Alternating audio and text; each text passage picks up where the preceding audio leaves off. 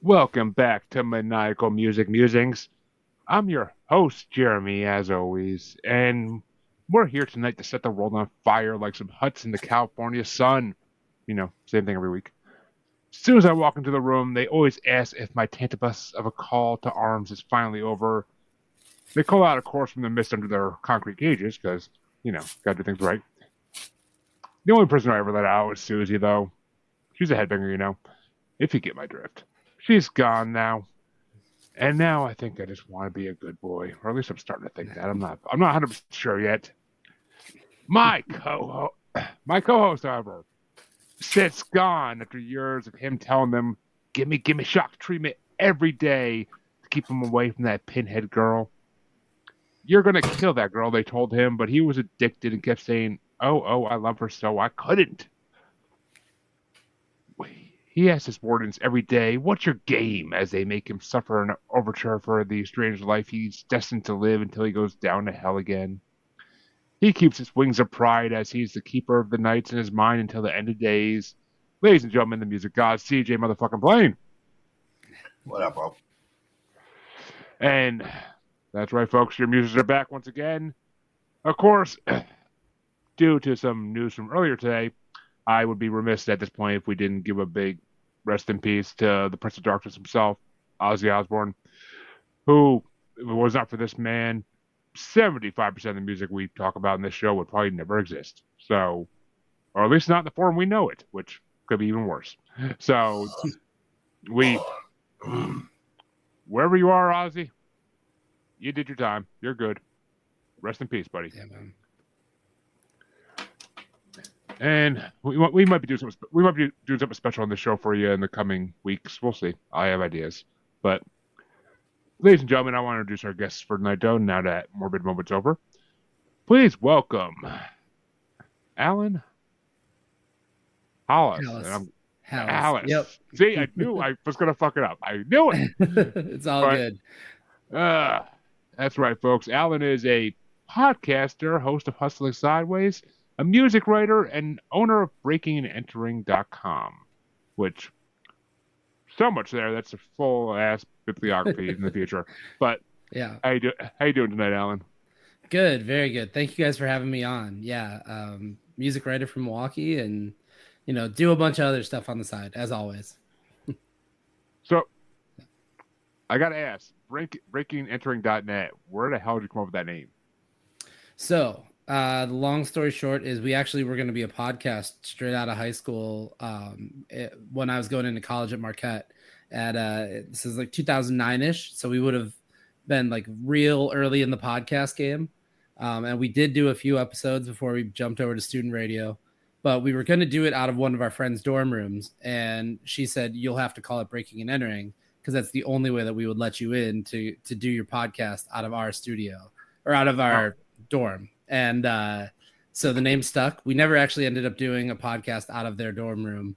But it was like, it was a cool name. So we kept it. And now it's kind of taken on a life of its own. So we talk about a lot of independent artists and a lot of younger acts. So I guess you could say like they're breaking and entering into the music scene. But like we didn't think that far ahead at the time. It was totally just like, the only way we can do this show is if we, bust into our friend's dorm. So. Yeah, well, I mean, that actually is a funny. That actually is a funny story. And I actually, if that was a podcast I did, I would have the perfect theme song for it. Just saying. Shout out to Blaine's Dead Homie. But, yeah. But so, what made you want to get in the music business? Like, where the love of music come from? Honestly, it came from growing up skateboarding. Years and years of skateboarding, like, exposed me to just so much different music, whether it was rock, whether it was hip hop. I grew up listening to a lot of like punk rock early. And then, I mean, as everybody else in my generation, we all played the Tony Hawk games and got exposed to, hip hop and metal and all the different things along the way. I would say that, skate videos too, just watching skateboarding videos, like the soundtrack was totally what, got me into so many different types of music. So I ended up producing hip hop from there, like discovering producing hip hop because I didn't have enough people in my neighborhood to play in a band with. So it was me and my best friend, and we were in a basement jamming, and that was about it. So then hip hop I could make on my own. So I thought I was going to go to school for music production. That didn't end up really being the case. It was kind of similar, but always kept, local music and the Milwaukee music scene at the heart of what I did. So that's how we got there, Yeah. An interesting road for sure. Definitely. Mm-hmm. So, and tell me, wait a minute, Milwaukee. Tell me, this was '90s. So tell me you guys were into some Cottonmouth Kings. I have seen them come through the rave in Milwaukee before. Yeah, I had a cousin that was super into them for sure. Everybody's got that cousin. I am that cousin. Yeah. But as much hate as I get in the show for liking them. But actually, CJ, we haven't talked about them yet. I might have to bring them on sometime. But the look of doom. But Alan, what? No, I like the Cottonmouth Kings. They're not a favorite, but there are certain songs. Like I would tell you, any new stereo I get, be it in a car or a house or anything, automatically gets tested with the song Chronotron because it just has the sickest bass grooves of any song other than like Bounce by Run DMC. Those are my two go-to songs to test like any speaker's bass response. So, but I mean, it's what you got to do. There's Cottonmouth is Cottonmouth. They do punk, they do hip hop, they do reggae. So, and now they're basically non-existent for the last like 5-6 years. But one of them died. So. Oh yeah, I mean, one out of like. Seven. Hey, let me put it this way: they gave the world Big B. Good enough. There you go. Yeah, true. I love Big B, bro. That's my. And yeah, and they help pump out Mad Child and Slain to the American youth more. So. Yeah, kind of. But Alan, what album did you want to bring us, and why did you want to bring this one? So today I brought up, and I have the vinyl of it sitting here. The Ramones' second album, Leave Home, is our record for. I took off of it, and then I knew it was the end of hope. Hey, it's gonna kill that girl. Hey, it's gonna kill that girl. Hey, it's gonna kill that girl tonight. Kill that girl. Hey, it's gonna kill that girl. Hey, it's gonna kill that girl today.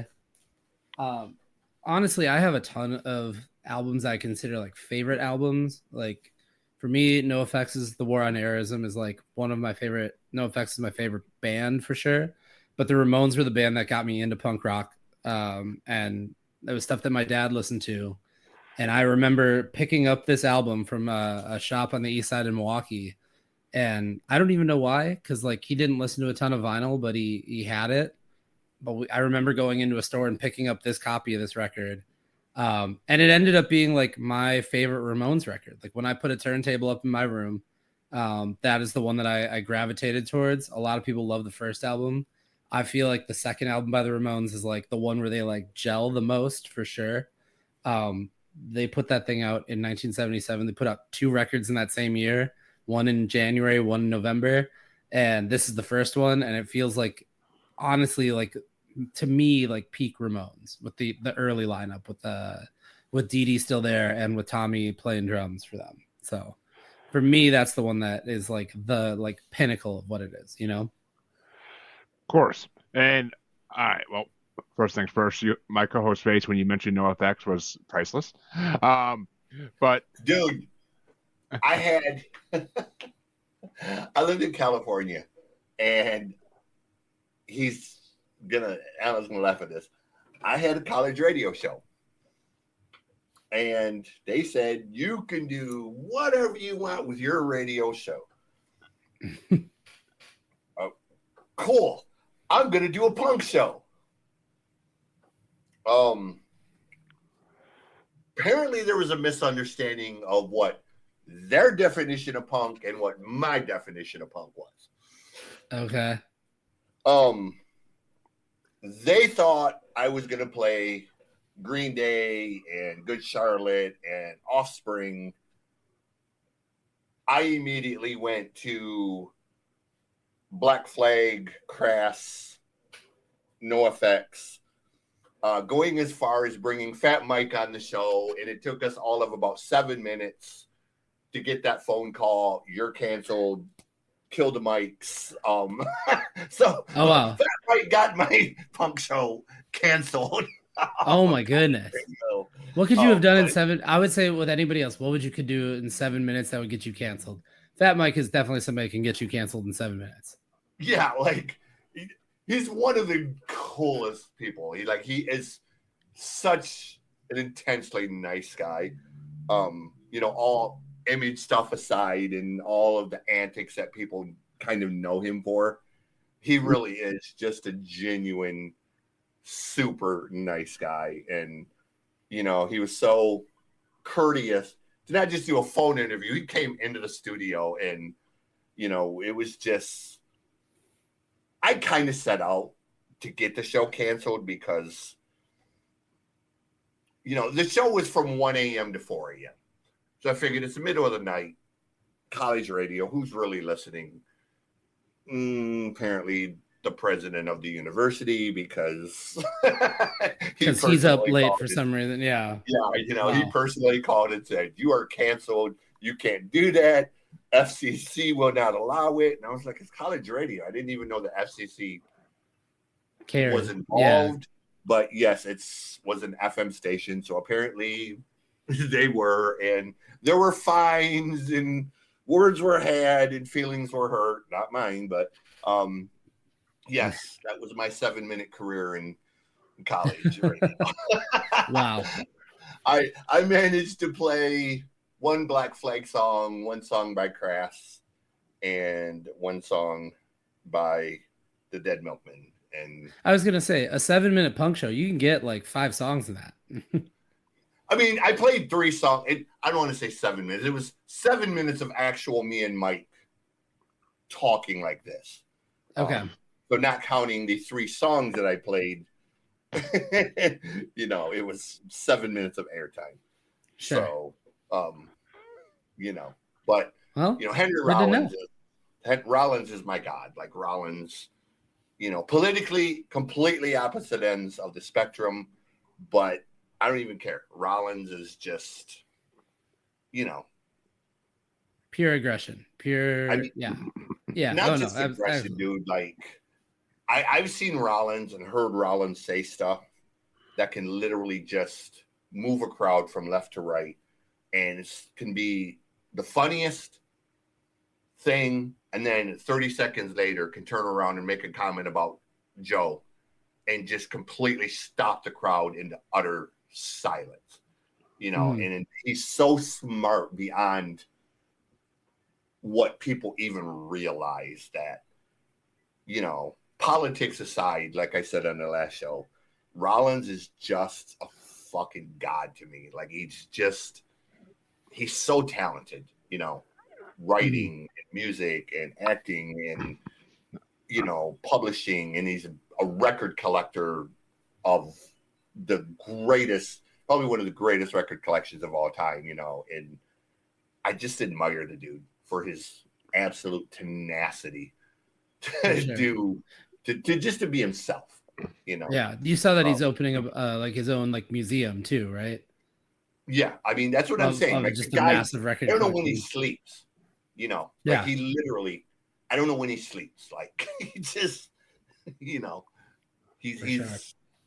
he's what every punk musician, he's what every musician should strive to be, Yeah, for sure. Well, for sure. I know CJ has more to say about this than I'm going to, so I'm gonna let CJ.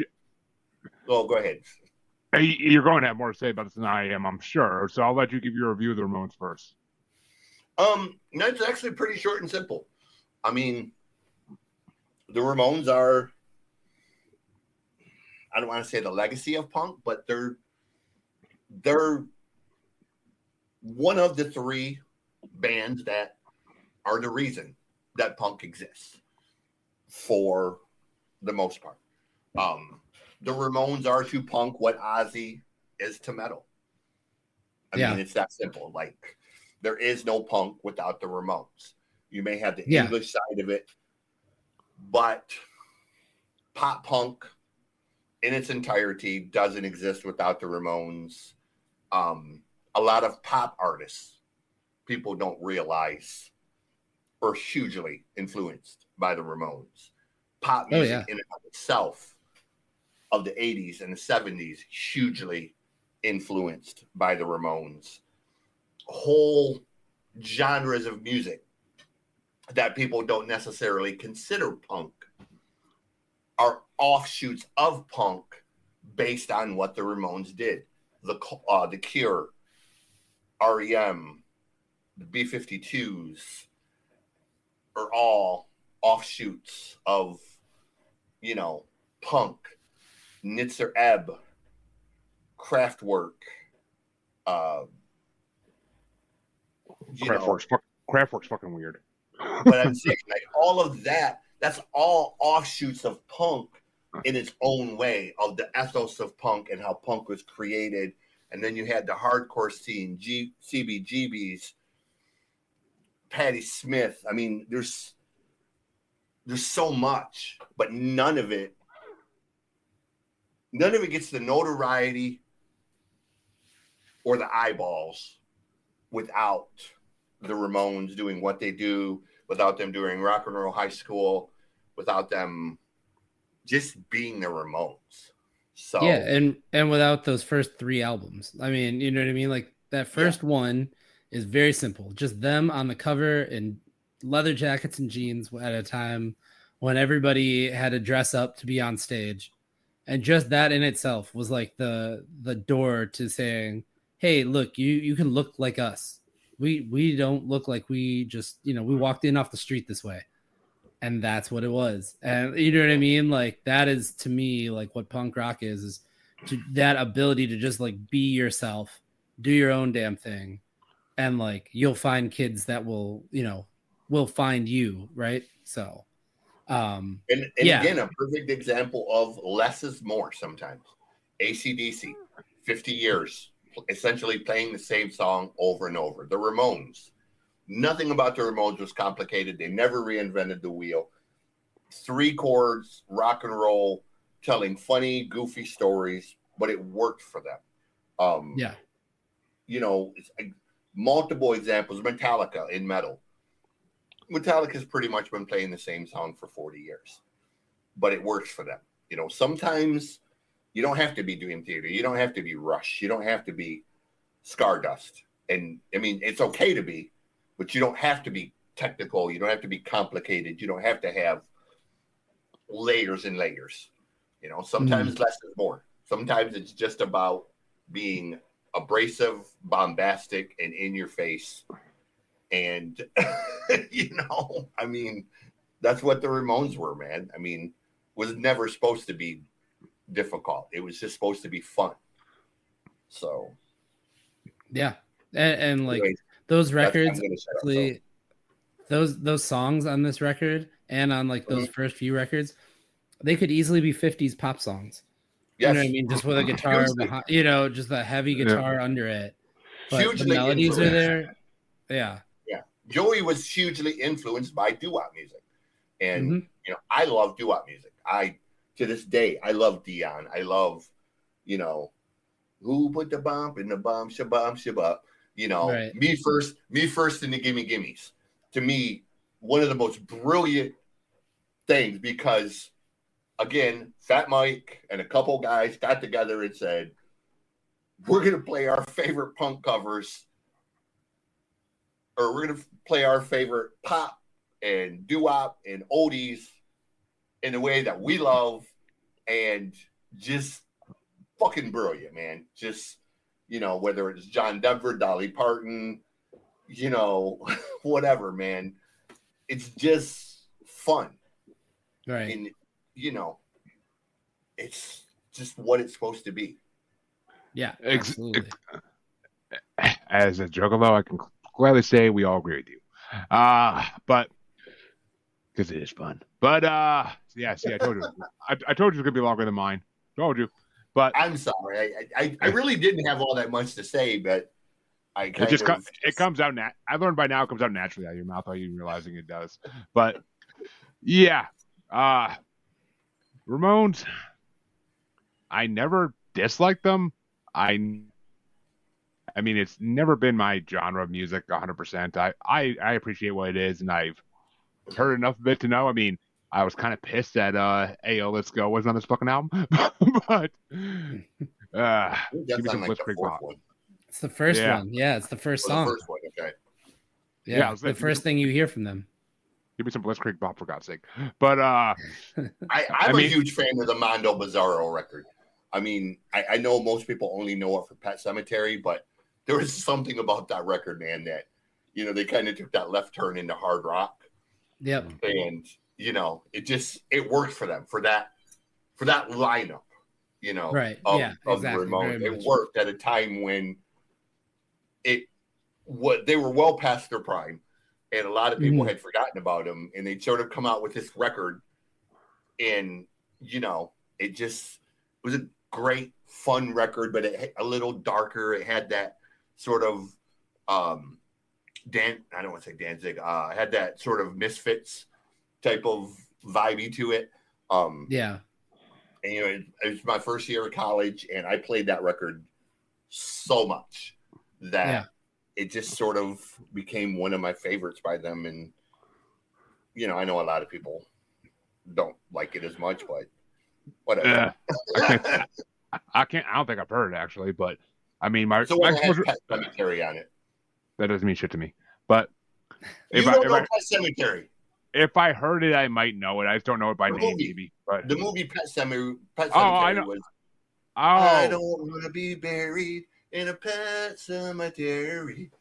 oh, It was like a heavier okay. version of the Ramones. Yeah. Yeah. Yeah. Okay, I know that song. But Yeah. yeah, see, I wouldn't even recognize those them. But the Ramones were just never my thing. I've always known they existed. It's one of the you hear them everywhere. You hear them on movies and TV shows all the freaking time.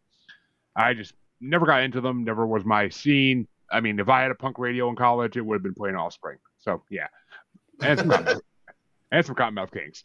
But I mean, fuck Green Day and fuck the other one. But yeah, that's just what it would have been. So I mean, I enjoyed the album. I did. I mean, it was like you said, it's a fast album because all the songs are so short. So it goes by in like a half hour, and you're like, oh, it's over. Okay.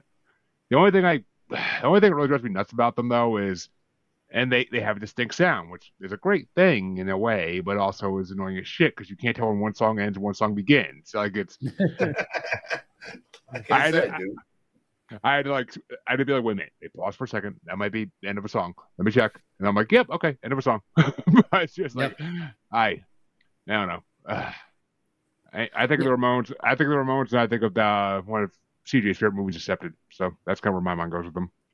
Do what? I said I think of Accepted when I think of Ramones, just for that one scene with Justin Long. But Yeah. I still love that. To your point too, like what you were saying, Ask like me about my wiener. to your point though about like you didn't know where one song ends and one song like begins. Like there's some DJ in New York was saying, once the records came in, like you'd play, you'd be like, yo, we got the new Ramones record, we're gonna put it on. And they'd put it on, and then the first song would segue right into the second song, would segue right into the third song. And the guy couldn't get out of the record because he didn't have the structure to like, oh, there's like 10 seconds in between songs or whatever to like clearly stop the record. So he would play through like the first 3 songs and eventually just like whipped it off the turntable. It was like, I'm not doing this anymore. So, but that's what the Ramones did. And their live show was like that too. Literally would play as fast as possible. I was just watching some like concert footage of them right before this because thinking about this era of the band and watching a concert of them on YouTube, and one song's done and they are playing as fast. They're playing faster than what's on the record for sure, and they're jumping around and still being like technically proficient. And then like one song is done and it's boom right into the next one, boom right into the next one. Oh, in the course of a half-hour set, like they used to get in trouble because they'd be booked to play an hour and they'd finish their whole set in like 40 minutes because they played everything faster live than they did on the record, you know? And Joey wasn't a talker. No, there was very minimal. I mean, I got a live album back here somewhere that's I just picked up that is 27 songs on it. And it's just a standard size 12-inch record. Like it's literally like so 27 songs in probably 40 minutes. Like you can't get that much space into a 12-inch vinyl. So that's insane. Which I guess that's a great way if you got a lot of songs you just want to turn out fast. But I mean, in this day and age, that just never would fly because you wouldn't be able to get recognition for any of your songs being that fast. But yeah, it is what it is. But well, what are your Anal Cunt did pretty well with 6-second songs. So yeah. Or I'm sorry, 7-second songs. Well, Alan, what were your top 5 tracks off your album? So top 5. Okay, so I'm gonna go. Do you want me to go 5 to 1 or 1 to 5? We usually go 5 to 1 to build suspense. 5 to 1. Okay, that works. I would say number 5 is for sure Carbona Not Glue because that song actually got them sued because they had to make a version of this record without that song on it because Carbona was a brand name. It's a song about snorting glue. And they were like, no, it's Carbona. It's different. And so they got sued for that. So that automatically puts them in there. That's number 5 for me. Number 4 is Commando. Number 3 is You're Gonna Kill That Girl. Because that's like, just is a really, really catchy song. Number 2 is Pinhead because it's like a classic Ramones song and it has the Gabba Gabba Hey chant in it and everything like that.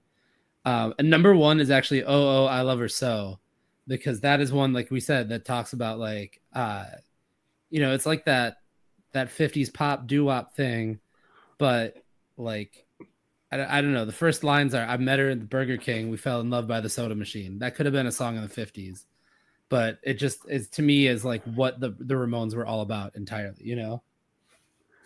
Yeah. So that's my 5 to 1 on that one for sure. CJ, what are your top 5 on it? I got I Love Her So is my number 5. You're Gonna Kill the Girl, number 4. That one was actually that was actually one of the songs where the guitar riff was based on a Mama and Papa song. Mm-hmm. California Sun is number 3. Pinhead is number 2. But number 1 for me, one that I have continually played as a cover in various bands that I've been in. Susie is a Headbanger. Just a fun song to play, especially when you're in a metal band and you're trying to be goofy or standoffish. For sure. So, I've played this for years in sort of a almost a Dead Kennedys, Jello Briafa type of way. Style. So that's my. Yeah. Okay, so here's the thing. With this album, I couldn't narrow it down to 5 because how the fuck could you? It's hard. I had 3 honorable mentions because they went so fast. Like I had to re-listen to a bunch of them, and I was like, all right, I actually like this one. But honorable mentions were Oh, I Love Her So because I like the fact that was like 50s pop style. Gimme Shock Treatment. I think I knew that one already. I think I knew that song before I heard this album. So that one's always been a fun one. And What's Your Game was a decent song too. I like the lyrics. But number 5 was California Sun because I know I've heard that one as well, and that's a classic. Number 4 is Pinhead because I started thinking of Hellraiser, even though this was pre-Hellraiser. I'm sure. And well, I don't know about the book. Maybe by a few years. The book, the book, CJ, or the movie? Both. Oh, okay. I mean, this came out in 1974, I think. 77. Yeah. 77. So, I mean, the first Pinhead movie was, I think, 86. '87. So I mean, I don't know. I feel like the book came out in the late '70s though, but I could be wrong. maybe. But the guitar on Pinhead's incredible. So number 3 was Susie's a Headbanger because I knew I'd like that song for the double entendre with the innuendo in there. But my number 2 was Now I Want to Be a Good Boy because I like punk songs like that. Kind of remind me of I Want to Be Your Dog. Mhm. Kind of remind me of that in a way.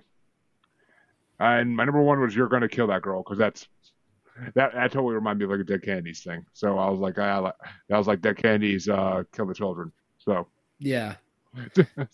Yeah, and I mean it starts off slow and like soft a little bit, and then it immediately becomes a Ramones song in the course of a minute and a half, right, or however long it is. Like there's no song on that record I think that goes over 3 minutes. So yeah, it's a fast album. Like I literally listened to it as soon as I got into work today, and I was just like, dumb. It's so fast. I was like, it's not even time to go for a cigarette yet. What the fuck? Yeah. I'm like, I'd like to have a good album followed by a damn cigarette. So, Yeah. a good album's like a good lay. So fuck yeah. But well, CJ, what album did you want to bring today? Because we're doing mine first. I'm trying to get to this. I think we're gonna hold the suspense for last. The one that I think is gonna take the longest to go through. I brought Serenity the last night, mainly because Decades have passed the world. Time to set a fire to inflame and ablaze the heat again. We've lost in former lives, so here we stand together till the end. Our flames will land the darkness, bring the. last week we talked about Warman, and like I said, I immediately knew who the singer was. War Kings, whatever. War Kings, War Men, whatever. I immediately knew who the singer was, and it was just like, you know what? Let's just continue into the good stuff that he does. So I chose Serenity the last night, and I chose that one over Lionheart because Lionheart's a double CD, and it's a little bit more challenging to listen to 19 songs, So, unless it's 19 Ramon songs, but yeah, 19 Ramones songs is like 30 minutes. So exactly. But well, before I get into my review of Serenity, what did you think of them, Alan? So with both these albums that you guys brought, they were like anti-Ramones to me. You know what I mean? Like they were both longer songs, heavier songs, more technical songs. I think The Last Night was the heavier of the two albums that you guys brought. But this one, I mean, like I'm into it. I definitely found some that I really like in here. And like this one kind of cruises through. Like there's not a lot. It's still not like we're not doing huge 7-minute solos or anything crazy like that. So, but yeah, this is definitely the heavier of the two that I got from you guys. So I dug it for sure. Let me put this out there. The record that I wanted to bring is not on Spotify. Okay. It is on Apple Music. It is on YouTube Music, but not on Spotify. And if I would have had my first choice for this week, I would have been by a band from St. Louis called The Fuck Off and Dies, and they have a CD called Dear Liver. That would have been my first choice. So, Yeah. Okay. Since it's I mean, I almost picked London Calling by The Clash, but that's like a double album and very long. Yeah. I might have had to tell you that one's already been brought, but I could be wrong. I'd have to think. Oh no! Wait a minute. No. I don't know. I feel like we've done at least one Clash album, but I can't remember. It's been a while. That would have been perfect for last week when I brought the new Youngblood record because, I don't care what you say, dude. Youngblood is literally like I told you he is Joe Strummer and Freddie Mercury combined. Like I told you I end up liking a little more of his songs off that album. All right, Jesus, but as far as Serenity goes, yeah. So I went into this with high hopes because it was the same singer as War Kings, and I freaking love War Kings, but the problem I have with Serenity, I mean, I liked it. I definitely want to hear Lionheart and the other albums they've done because I want to see. I need a better, broader perspective of their whole career to really give them a good review. But this one album, I can't say I was like overly impressed. Like it just sounded like another power metal album, and as a power metal lover, that's saying something. There was nothing that really made it stand out immensely. And yeah, his voice is always great, but he didn't have the instruments backing him like he does in War Kings that make it even better, that make it more epic sounding. His band sounded like they were just playing to get paid, basically, and that's all they cared about. Like that's what it seemed like. There wasn't much like oomph or thrill to it. Like it was just here's a song, here's another song, different chord. But I mean, that's basically what it sounded like. And the Christian, like I know that he is as like Christian rock for this band, but the Christian overtones on it got a little bit like to the point where I'm like, I feel like I should be on my knees praying and drinking some wine here. But like, all hail the mighty. I always forget that they're a Christian band, and they don't advertise it, but they it's are. pretty. If you listen to the lyrics, it's pretty fucking. It's pretty fucking obvious. But it's. I don't. Yeah. I wanted to like them more than I wanted to be more impressed by his album than I was. Honestly, like that's just what it is. Like I wanted to be. I think I set my bar too high when I went to listen to it because I was expecting like something War King esque. Like I was like, all right, he probably came from this awesome ass band and then went to start an even more awesome band. And he definitely went to start a more awesome band. Just this band wasn't as awesome as I thought it would be. So I definitely found some. I found 5 in an honorable mention I like. That wasn't an issue. It's just it's basic power metal, basic fantasy metal. That's all it really is, with highly Christian overtones. My God, but which I can do. I can do Christian rock. I can. I freaking I mean, POD is not bad. ICP is freaking Christian juggler rap, technically, supposedly, I guess. But I can't. I still can't explain that one. I've tried 1,000 times, and I usually can make it work, but it's just hard to explain. But so I can dig the Christian shit, but it was like almost like a Sunday school teacher trying to put together a band. But that might be a little harsh for it. I mean, yeah, hey, I can see where you could get that. Yeah. There are some rad Sunday school teachers out there that could probably do this shit. So all they just need to have a good singing voice. But what were your top 5 off the album, CJ? Let me stop my charade of shitting here. So for me, both versions of Souls and Sins are great. I like it. Number 4 is Invictus. I like that big, bombastic singing style that George does so well. Number 3 is Set the World on Fire. Again, that big, bombastic, singable choruses. Number 2 is the ballad on the record, My Farewell. I love how it starts off with the piano and kind of kicks in. And my favorite song, though, is My Kingdom Comes.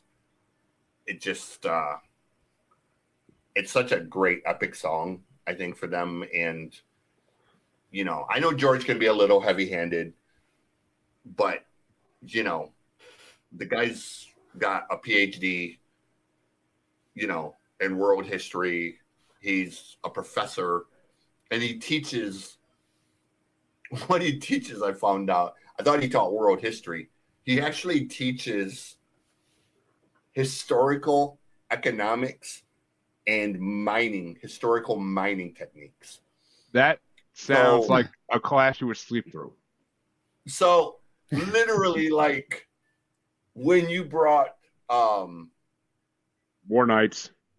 No, Windfall, or not, Windrose.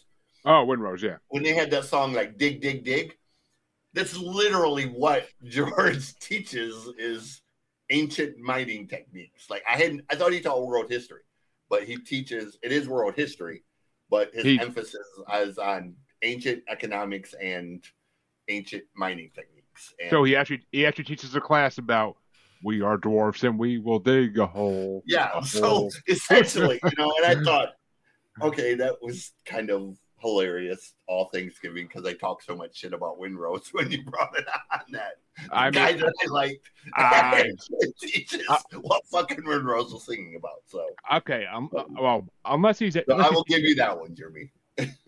I mean, unless he's teaching at Hogwarts, he's not talking about dwarves mining. But still, I get the similarity. And Windrose sings all about Middle Earth and Tolkien stuff. They freaking love all that crap. But right. I shouldn't call it crap. I shouldn't call it crap because I do love Tolkien. The majority of what George writes is about the Knights Templar. So yeah,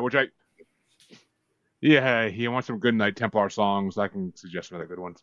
But bring Powerwolf into the fucking mix and they'll destroy the shit out of all his songs about the Templar. But Alan, what were your top 5 off the Serenity song? Top 5 on the Serenity album. So number 5, we're going with Down to Hell. Like the song, just everything about this record to me had like those big epic sounds to me, like coming from punk. I mean, I listened to a fair amount of metal, but I'm not gonna say this is like the most fluent genre for me. Right. So yeah, Down to Hell. Number 4, I went with Set the World on Fire. Number 3, I've got Souls and Sins, but not the acoustic one that's at the end there. Yeah. So I went with number 3 on that. Number 2, I went Call to Arms because I like a good song that will close out a record and be strong. And then number 1, I went Invictus. I always like a song that like is in that spot, like second on the record that can bring you into it. Cause like your first song, generally you're easing your way into an album. If there's a strong second song, that's when you know, like, okay, I'm going to like this or not. You know, it's really, where does it go from here? Am I going to like the rest of this record or not? I think that lives in the second song a lot of times. And I like that one a lot. So I'm going with that. Okay, well, if you think albums always start off soft, you should go listen to some Lordy and I mean, for sure, not every album, but yeah. Like, you know, if the first one's a banger and then that second song is shit after it, how am I like, I'm like, oh, okay, I don't know what to think about, you know, songs 3 and 4. So it's like a tough spot. Like you got to have a good second song. So yeah, I think Invictus carries it. Lordy literally does this one album where the first song is called Bringing the Balls to Rock, and it just opens with a huge like drum roll, like, and it's just like if you've never heard the album before, like, and you put it on your car and turn it up like loud because it's metal, you're gonna be. I literally almost like fell out of the car. I was like, what the fuck? Like, what the fuck that come from? But yeah. My honorable mention for Serenity was My Kingdom Comes. That was a good song. See, the way you say that you enjoyed it all because you came from like a punk album, and I am so drowned in this type of metal constantly because it is one of my favorite genres that it has to really blow me the fuck away for me to like praise it to death. Mm-hmm. Like some other bands we'll talk about today. But my number 5 was Down to Hell. That was a good fucking song. That was almost War King reminiscent. So my number 4 is Wings of Pride. That was a good song. Call to Arms as well. Really, any song that's actually about like war and fighting in these type of bands is usually pretty good. My number 2 is Keeper of the Nights because I recognized the Templar influence in the lyrics right away, and I was like, all right, I actually dig the shit out of this. And my number 1, which it set my hopes so fucking high for this album, and then it kind of fucking let me down. But my number 1 was Set the World on Fire because it has like that rocky theme. It has that rocky theme in the beginning almost, and it's just like I freaking like I got into that song so hard that I'm like, oh, this album's gonna be awesome. And I got into the rest of it, I was like, God damn you, CJ. But I'm sorry. No, I thought you would love it. Like I thought I was going to, and I totally still plan on checking out everything else he's done with Serenity because I want to hear it all. But I can't call myself a completionist if I don't fucking finish the whole discography.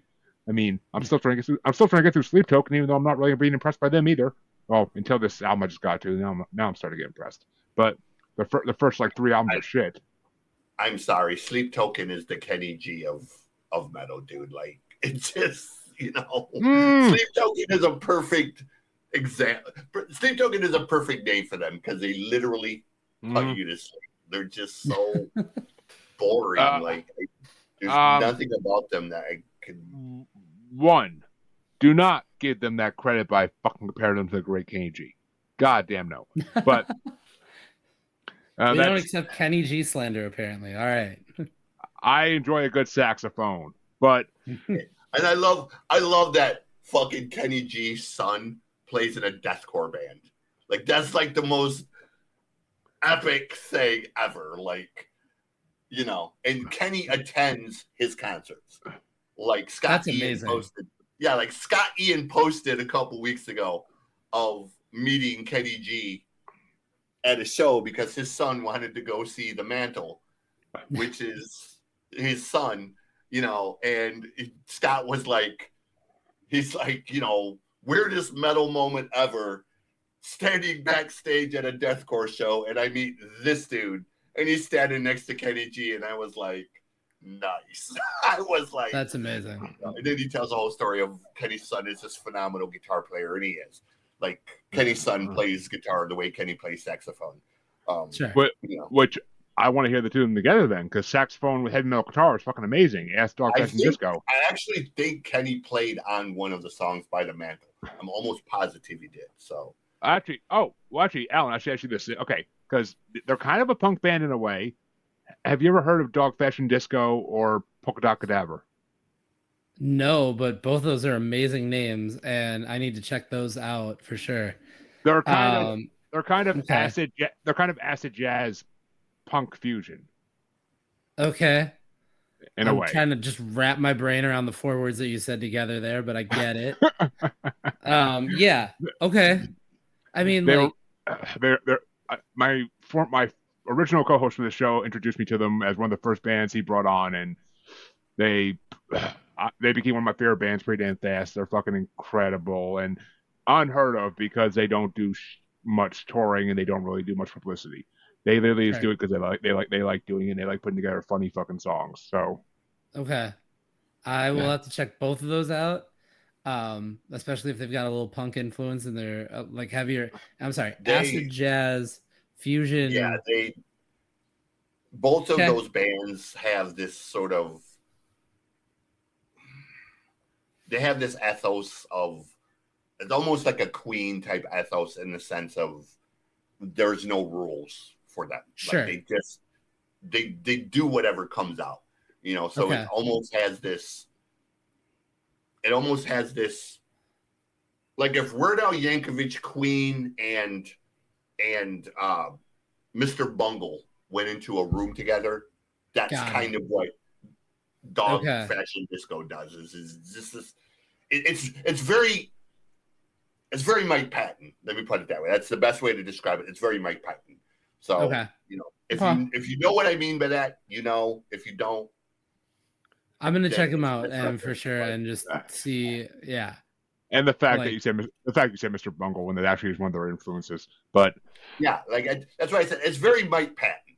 Like if you know anything about Mike Patton, Patton kind of jumps from one thing to the next, and it's always strange, it's always weird, but it's always fucking amazing. Like he's one of the few guys that can do genres so easily. That's how I feel about like David Byrne from the Talking Heads. Like can do no wrong for me. Because he can literally make whatever he wants to make. And people would be like, but fucking David Byrne made it. And so like immediately like you earn points for just doing that, So okay. That's why I'm into it. I'm gonna check him out. That's the way I am with Devin Townsend because Devin is I would say I almost wish I did bring the Dog Fashion Disco for tonight's show, but I don't because of what I did bring. So to get to that, so yeah, you gave me Ramones, and I'm like, fuck. I'm like, I have no idea what to bring against these guys. I actually thought Cottonmouth King for a hot second, but I'm like, no. And I looked at 77. I'm like, shit, we've done so many 77 episodes in this podcast. It's not even funny. Like, I'm looking through all the albums that came out that year. I'm like, we've done like fucking a quarter of these. Which I mean, for a year in the 70s, that's a lot of releases. So I'm like, we've done a lot of these. So I'm like, all right, what's something I've been digging the fuck out lately? I'm like, well, he's a music writer. So I'm like, what have I been digging the fuck out lately that that is very complex and he'll probably freaking like find it fun to pull it apart. And I was like, you know what? my original choice. Okay. Oh. That's all. Just so you know, CJ, we can listen to things on YouTube. I'm fine with that sometimes if I have to. Okay, well, Like, I listen use to Spotify, and I use YouTube Music. I don't use Spotify, so I listen at work, so I can listen to things with YouTube if I have to. But I just don't like it because I can't add things to my like list on Spotify then. But whatever, it works either way. But so I'm like, all right, what can I bring? What have I been digging lately that I really want to bring to this show and I haven't had a chance yet? And I was like, all right, you know what? I found this band. I follow this singer, Patty Gurdy, who is a hurdy-gurdy player. And I've been following her for like a year and a half now, or 2 years, whatever. And whenever she appears on a single or something like that, it shows up in my freaking notification on Spotify. So I found this band because she did a single with them. And I just recently, in the last month, went through their whole discography, well, the 2 albums they had out at that point, and listened to them. And I'm like, this band is phenomenal. This band is beyond belief, fucking something I've never seen before. And they're from Israel. How many bands can people say they listen to that are from Israel? So I'm like, you know what? I got to bring on Scardust. And I got to bring on their album, Strangers. You're falling deep into a trance to leave the world behind. You run away at every chance, addicted to mind. You're falling deep into a trance to leave the world behind. You run away at every chance, addicted to mind. I would have brought on their new album that came out last week, Souls, but I wanted to get this album on because of Patty Gurdy being on it, and because this album is just phenomenally well done, and it had to be talked about. I'm like, you know what? I haven't even listened to Souls myself yet. I plan to do that tomorrow, but I haven't had a chance to really check out the album myself yet, so I'll save that for a later date. But I'm like, let's bring out Strangers. It's a phenomenal piece of work. I like it a little bit better than the first album, so I'm like, let's bring it on. Just to see what everybody thinks of it. And lo and behold, CJ's response was the first thing I saw, and I was like, okay, I did good. But, Alan, what did you think of Scardust? So of these two, this one for me is like more of what goes to my brain when I think like modern metal.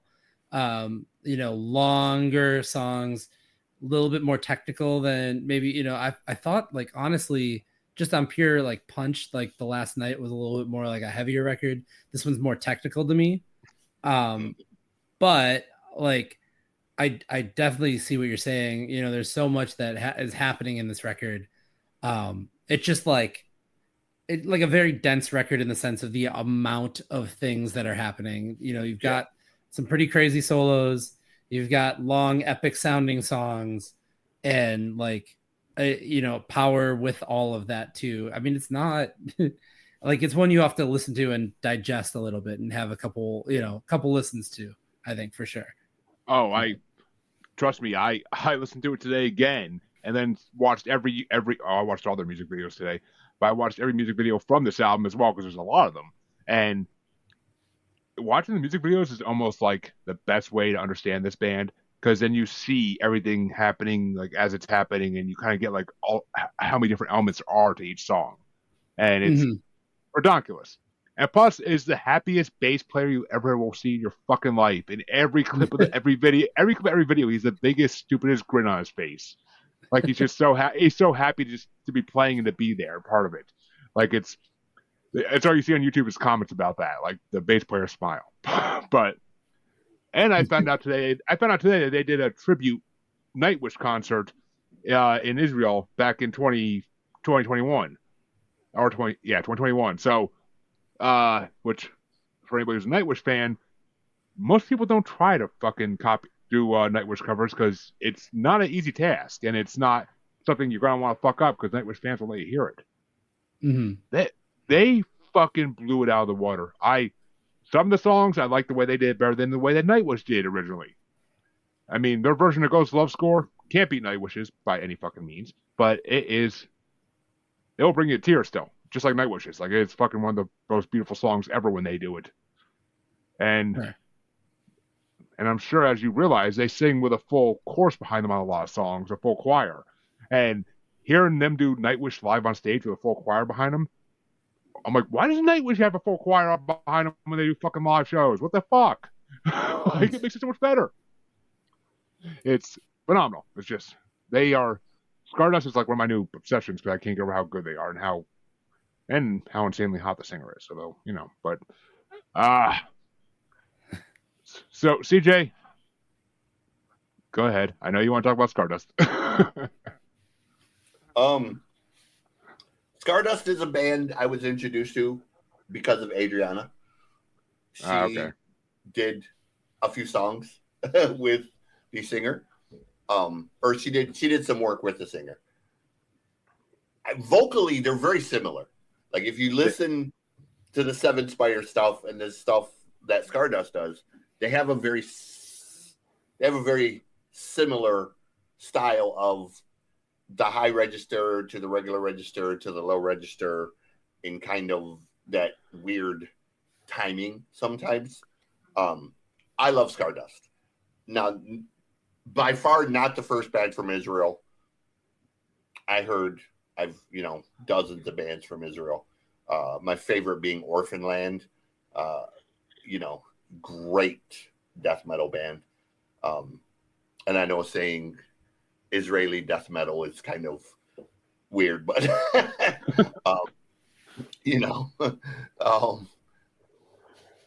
I love Scardust. I love that they're so technical. I love that they're all over the place. The key changes and the time changes. The bass player kind of makes the band, honestly. Like he throws in like little bass parts at the weirdest, craziest times. And it just really kind of, whether it's through the key changes or the tempo changes in the song, they're almost segues, like from they'll be playing this way, then bass solo, and they'll switch to this. And I don't want to call it a bass solo, but just sort of like this little bass part. And it's really the way he plays, as a bass player, he's a phenomenal bass player, man. Like if you watch the music videos, watching his fingering in the videos, that sounds horrible, but watching his fingering is fucking phenomenal. I would not even begin to know I wouldn't know where to begin to try to play his stuff because I'm a mediocre bassist at best. I am very much a Ramones style bass player. Keep it to 3 chords. We're good. Get anything above that, and it's going to get messy. Yep. So, yeah. Oh, I'm totally the same way. Anytime I've ever picked up a bass, to not know chords and just be like, I think this is a melody, and like, sure, we'll make something up. We'll make something. Yeah, I'm the same way. I always joke. I couldn't do anything that's going on here. Yeah, I always joke that I come from the unskinny bop school of bass playing. Simple and easy, and that's all you need. Yeah, so you can do amazing things with 3 notes, man. If you know how to change them around. But I love this record, man. It's again, their new one is even better. Their new one. I watched. I'm just saying. I'm not going to give it away. I'm just saying they pushed the envelope even more. I've heard the 4 singles they released. I've heard the 4 singles they released from it. And those are phenomenal. So I can't wait to hear it. They pushed the envelope even further with what they started with this one. So I have nothing but great things to say about them. And it's amazing because if you actually watch the chorus singers' faces in the backgrounds of the music videos, everybody in that chorus choir is so fucking into it and happy to be there. They are so passionate about the music they're singing. Yeah, like it's just phenomenal how much everybody's into it. Nobody looks like they're there just to get a paycheck. Unlike other bands today, but the fact that people talk endlessly about Ginger and In This Moment and completely ignore Scardust and Seven Spires and a few other bands drives me crazy because both of those bands are terrible, and I just don't get the obsession with either one. But it's I get it. Tatiana is fucking hot.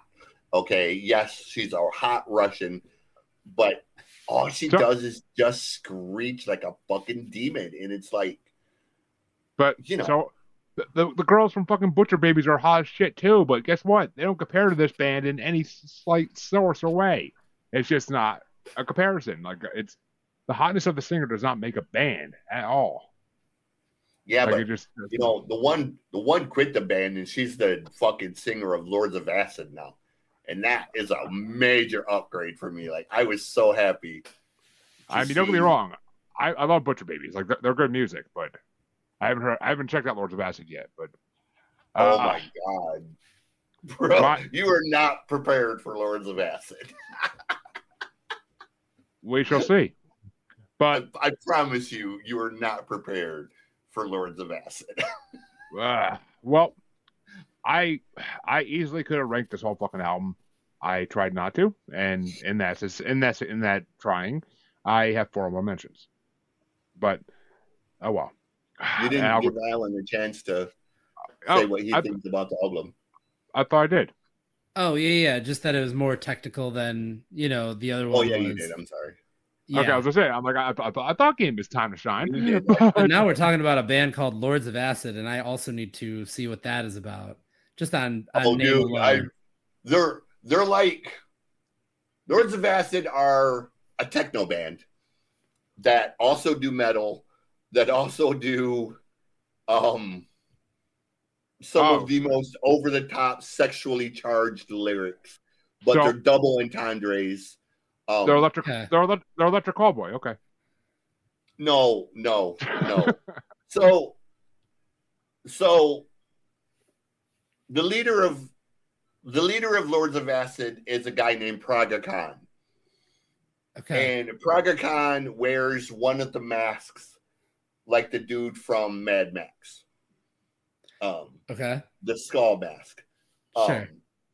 So it's heavy EDM techno music, but the lyrics are like, one of the songs is called My Pussy, and you think that she's singing about but she's actually singing about her cat. Okay. So it has this double entendre of. I was gonna say I appreciate a good, clever lyric and a good, clever angle on songwriting. Traga's a fucking. He has one about an LSD acid trip that went wrong. I mean, they're just the craziest band. Their lyrics, visually, everything about Lords of Acid is just over the top. Okay, so just be prepared when you go into Lords of Acid. It is going to hit you from every which way, musically, visually, lyrically. They're just they're a mess of 80 styles coming together into this, I don't know, a song about an acid trip gone wrong. Somehow a dog fashion disco song's come to mind, but yeah, I got a ton of new bands to check out between both of you guys. So welcome to the show. Welcome to the show. Yeah. Come with 3 bands, leave with like 50. But yeah. So my first song I mentioned was Huts, because that's a fun song. I love the chorus in that song. My next one I mentioned was Tantabus, which I actually had to look up and apparently means nightmares. But Tantabus 2, which I like how the videos for Tantabus 1 and 2 kind of go together. It's cool how they did that. And Her with Red Eyes is But and the beginning of it sounds like a video game, which is the awesome part. It sounds like it sounds like an old school like Nintendo game for a second or two in the beginning. And then my 2 other mentions were Over and Under, because I love that they do those right after each other. And Under, I like the spoken word parts. Over, I like the rough vocals. I like how she did that. That was a very clever way for them to do like kind of like a dual song. Number 5 was Gone. Once again, just like the Ramones, that there's like a 50s sounding rock style in that song. Like it almost sounds like it could be sung by a 50s band without the guitars, obviously.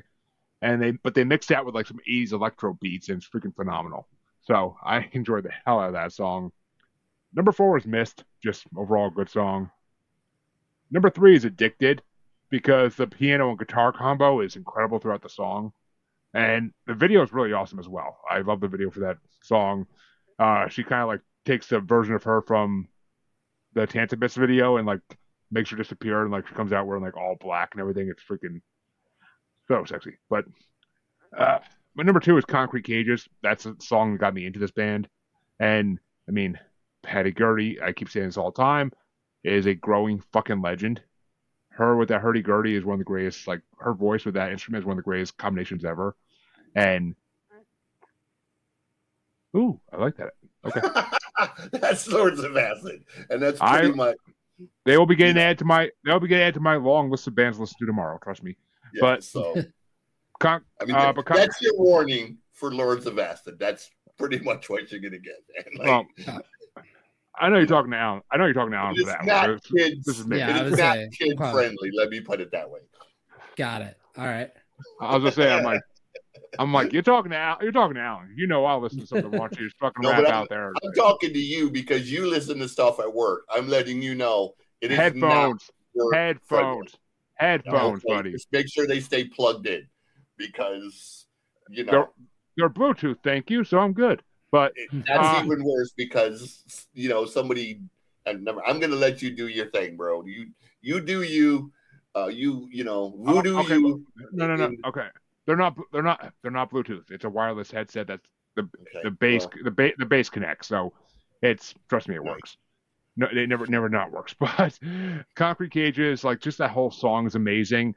The freaking chorus is incredible. Like the actual choir singing in the background does an incredible job in that song. And everything about that song just is mind-blowing. I honestly thought it would be my number 1. I thought it would be the whole time I brought the CD, the whole time I listened to the CD, I'm like, Concrete Cages is going to be number 1. I was highly mistaken. But it's just, and the video for it is so freaking cool because they start off playing like these woods, and then like slowly, one by one, they're just transforming into like a roof on top of a city, like during a party. And like, it's just, the whole way they do their cinematography is freaking amazing. My number 1, though, Overture for the Estranged. I didn't even really like this song the first time I heard this album. I thought, I think I just couldn't focus on the whole song together at that point. Because it's such a complex melodical piece that blends like 4 types of music together in one song. There's classical, there's electric, there's heavy metal, and then there's a 4th kind of music I couldn't even look at my finger on. I want to say it's like Israel regional music, if anything. But it's such a good song that it's just, once you get through like all 9 minutes of it, it's such a phenomenal put together song that I couldn't get over how good it was. I was like, oh my God. I'm like, Overture for the Estranged is a very fitting name for this fucking song because I couldn't think of any other way to describe it. So this album blew me away, as it did the first time I listened to it, but it blew me away even more second time giving it a go around. So fuck yeah. Glad I brought it. But what were your top 5 on it, Alan? Okay, so number 5, we are going Break the Ice again, kind of with that same thing of like, good second song, fits in what it needs to do. Number 4 was Huts. Also like that one just for what it is. 3 is Concrete Cages. I noticed that I also have picked like the shorter songs generally. Number 3 though is Concrete Cages because just super unique, something different. I'm not familiar with Patty Gurdy and interested for sure, and just hearing where that goes from there. So that's 3. Number 2, I almost hit play on Spotify. That would have been bad. Number 2 for me was Addicted, and then number 1 was Tantabis. Tantabis was just stood out for me. I don't know, something about that song was like, again, I think I also gravitate just towards songs at the top of records too, and bands put them there for a reason, right? So that the whole opening of the record is definitely something pretty strong. But yeah, songs 2 and 3, like Break the Ice and Tantabis were up there for me for sure. So Break the Ice video is pretty cool too. It's nothing too special, but All their videos. Yeah, and I only listened to it. I didn't watch, so maybe I see the clips. I never, too. I never expect anybody to watch the videos unless they happen to be on YouTube anyway, listening to it. But it's just, I had time at work today just to fuck around, so I decided to watch some videos. I never really got a chance to check out any of their videos, and I always wanted to. Besides Concrete Cages, Concrete Cages I had to watch because it's Patty Kirby. Yeah, fucking cutest fucking elf in the world. But CJ, what were your top 5 for Scardust? So on this one, my first one is Overture for the Estranged. Immediately, it's that, sort of weird catch-all. It's a defining thing for them. Like, it shows you right from the start what this band is about. Heavy, funky, or gothic sounding, or symphonic sounding. I mean, there's all of these things that play, but it sort of lets you know that, okay, big bombastic, metal is what this band is about. Number 4 was Concrete Cages. I know Patty plays a central role to this, but to me, the cerulean pipes at the beginning of that song sort of make the song. That the pipes at the beginning, man, it almost gives it this sort of Celtic type of vibe, and then it switches. That's Patty's influence. Well, I understand that, but a lot of people are going to assume that those cerulean pipes at the beginning is Patty playing the hurdy-gurdy, and it's not. It's their literal cerulean pipes, and then Patty comes in about halfway through them with her playing, and she's incredible. I love the pirate stuff that she does. She does some of the coolest pirate stuff. Her duos with Alstorm are fucking incredible. Yeah. Zombies Eat My Pirate Ship is one of the best songs ever. Yeah. Number 3 is Mist. I like the vibe of that song. Number 2 is Tantabus 2. But for me, the song where they put it all together and really just crush it on this record, it's the song Over. It's really sort of them at their heaviest. She has them just nasty, deathy vocals, and then she has the lower things, and it's the song when she's singing. I hear Seven Spires. Like it makes me think this could be a Seven Spire song, and I know it's not, and it's cool, but it's really the song that I kind of gravitate to the most on this record. And Over and Under both are great songs. I thought it was funny that they put Under before Over on the track list. Well, I mean, I prefer to be Under from Over. It's just more fun night. But that's my top 5. Thank you. Somebody got it. But actually, yeah, okay. If you like punk, Alstorm's another band. Alstorm's kind of like pirate metal, but it's kind of punky in a way too in certain songs. Yeah, I've heard of them. I have not listened to them super in depth, but that was a rabbit hole I went down many years ago, and I am so happy I never came out of it. Fucking Scott, who would have ever thought the 3 words Scottish pirate metal would go together? But yeah. Just like Dogfish and Disco, 3 words that shouldn't go together, but they just do, and they work amazingly. So, what can I say? Not even the first band to do Scottish pirate metal, though. That was the thing. Like, Orden Hogan was doing it for decades before Alestorm came along. Alestorm fucking mastered it, and they made it like a party theme. So it's Visions of Atlantis, and they're female. Visions of Atlantis is. I've heard of their shit. I'm not going to say shit. I've heard them. They're good. Actually, I'm just astounded at the amount of Scottish pirate metal that I'm hearing about now, right now. They're This is not amazing. all Scottish, but they are Oh, kind okay. of like pirate influence. So See, Okay. that's the thing. It's his Scottish accent that fucking makes it amazing. That's what makes it amazing because he sounds like a pirate.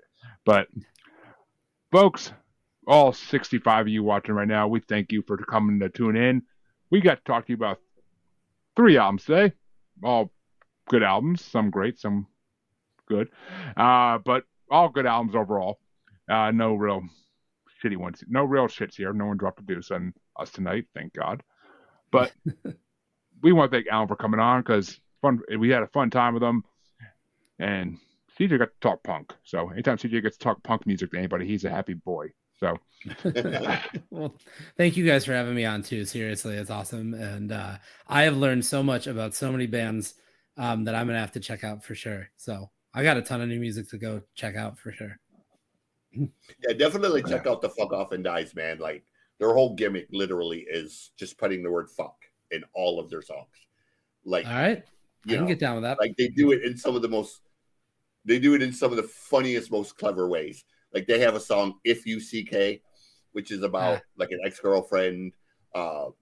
They have one about Die Hard. You know, they're literally they've got like 60 songs and all of them have the F word in the title, you know, and it's like the most, it's so tongue in cheek, but it's so catchy that you would think a band with that name would just be like hardcore punk, but they walk that fine line to sort of be between like what Black Flag did and what like Green Day does. Okay. So, you know, All right. and they're a 3-piece. I mean, they're such a great band, man. You'll laugh your ass off at them, you know. Okay. So well, there you go, folks. I think we've given out enough recommendations for tonight. God, he's gonna be in a wormhole for weeks. But come back next week, folks, where we already know the albums for next week, and let me tell you, this next week's gonna be just as great a show. I can promise you that right now. So come back. It's a little different theme, but there's a theme, all right. next week's gonna get deep. You know, Next week's gonna be deep. Deeper than Steel Panther gets. But Alan, where can they find you, your website, your podcast, everything you do? Yeah, the main place for sure is breakingandentering.net is the website. It looks at the entire Milwaukee music scene, not just punk and alternative, but also hip hop. Tons of great music being made in Milwaukee. You can find me everywhere at Allen Halas on all of the social medias as well too. And then I also work for On Milwaukee, so you can find me writing about music and reviewing shows at onmilwaukee.com too. Oh, there you go. Short And and sweet. that's the best way to do it with the outros, man. And Music God, where can they find you? Speaking of short and sweet. Music God CJ playing .rocks is the website. It is being updated, so be patient. I know some of the stuff is older. But as I do this web design class I'm currently in, I'm learning new tricks and we're gonna fancy it up a little bit. You also can find me all over YouTube. What you see on the screen, the loud list and noise reports.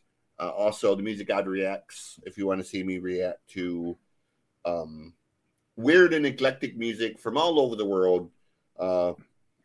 Thrash bands from Pakistan, classical music from Kazakhstan, metal bands from Japan, country bands from Iowa. I got junk from all over. So, yeah, just look up what you see on the screen and you'll see my ugly ass everywhere. And if you want to see the prettier side of Monogamy Music Musings, be sure to check me and us out, I guess. Any podcatcher. You can also find us on Facebook, being broadcast by Squatchy Largefoot. Good fellow that likes to broadcast our shows. And you can find us on X and the Gram as that Juggalo Bastard. And you can find us on YouTube as Maniacal Music Musings. The best place to see everything that's ever been done is YouTube. Only place, really. But come back next week. Great show for you. And then a week from Saturday, the final part of the Led Zeppelin bracket. Thank the fucking Lord. 7 parts will be done finally. 235 fucking songs. I am Zeppelin out for a fucking couple years. But come check that out. a couple of returning guests from previous brackets will be there just so they have a chance to be in the wheel and see if they can get the next win. So to choose something that's not Led Zeppelin for the next bracket. Yay! So tune in next Saturday to see that. But until then, have a good night, everybody. We'll see you next time.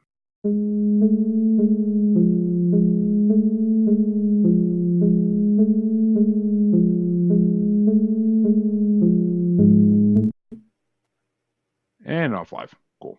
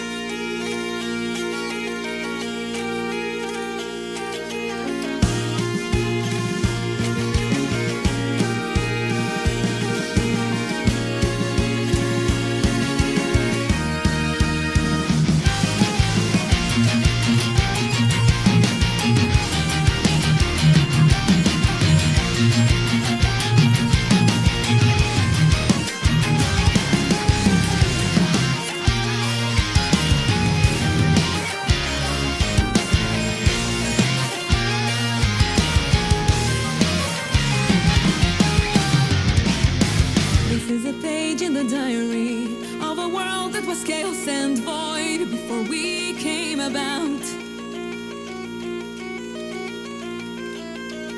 Predators roamed in the wild.